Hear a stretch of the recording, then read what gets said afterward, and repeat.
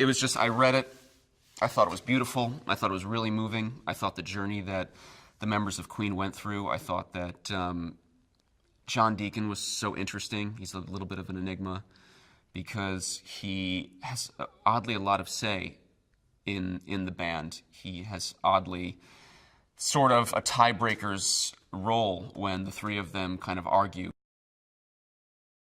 As long as you can make the words that you say and the scenes that you have fit those, again, sort of macro things that you know about him, I think that's sort of the way in to playing a character who is alive and is well known and who people are going to have strong opinions about.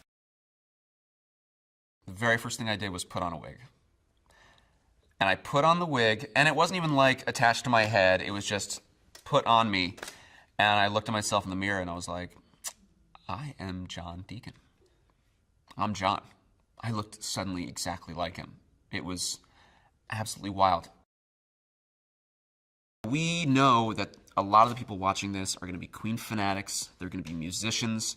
I can't tell you how many bassists have come up to me and asked me if I'm playing the songs, and I knew I had to do it. And I couldn't be faking it. You'll know if someone's just kind of going like this and smiling. And it's just like, also as an actor, you want to be up there on the stage feeling like you're playing these songs, which you are. It was, again, it was just another piece of why this was just so much fun, and I was looking forward to it so much, and why it was just a challenge that I relished. He had such a vision, I think, for what he wanted the band to be. And, you know, it shows. I think that he wouldn't accept them ever being a small-time rock band. They were going to be the biggest band in the world, and he felt that way from the moment he was singing in his bathroom to when he's on the stage at Live Aid. It was just, you know, a direct line that he knew would kind of always occur. And so, obviously, he has, like, what, a 20-octave range as well. So, I mean, the guys kind of knew, and, you know, everyone wrote songs, right? So John wrote songs. John couldn't really sing, but he knew he could write anything because Freddie would be able to sing it. Even the producers were out there, like, you know, Dennis O'Sullivan, Graham King, out there doing the moves to Radio Gaga. They were like, all we need is Radio Gaga. I'm like, these are guys, Scorsese's producer is out there doing the moves to Radio Gaga for us, to give us, like, the motivation and to, like, get us into it. It was like that kind of thing where you just felt like the whole team was together and loving it, and you were there, and it was big, and you were there for, like, this, like, reason that was bigger than yourself. To be able to have, you know, Roger and Brian there to help me, even, you know, to tell me things about, you know, kind of John's journey through all of this, and to just be there as a resource, and as kind of just someone you could ask anything to, and someone there to just, like, remember why you're here, right?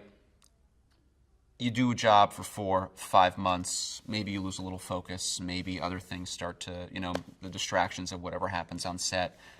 Having them come back and being just as enthusiastic about it and you know, there for us as much as they were the first day, it just kind of, like, recenters you and makes you go, right, we are doing this for them.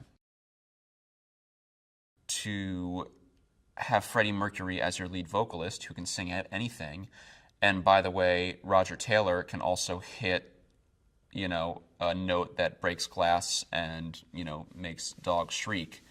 To load that up also with Brian May's kind of, like, smooth, more soulful voice, and that 3-part harmony comes out, it's an unmistakable sound the moment you hear you say Queen.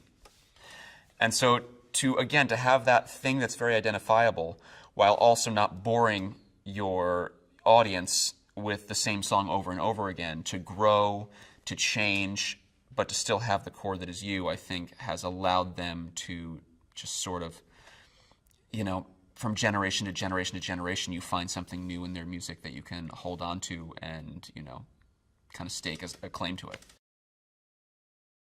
It's fun, it's light, it's funny, but then, that's undercut by these moments of drama. And just when you kind of maybe can't take that anymore, there's levity, and something comes back up. And so hopefully you kind of go through that entire journey when you watch the movie and you leave just wanting to get in your car and blast Queen with the windows down.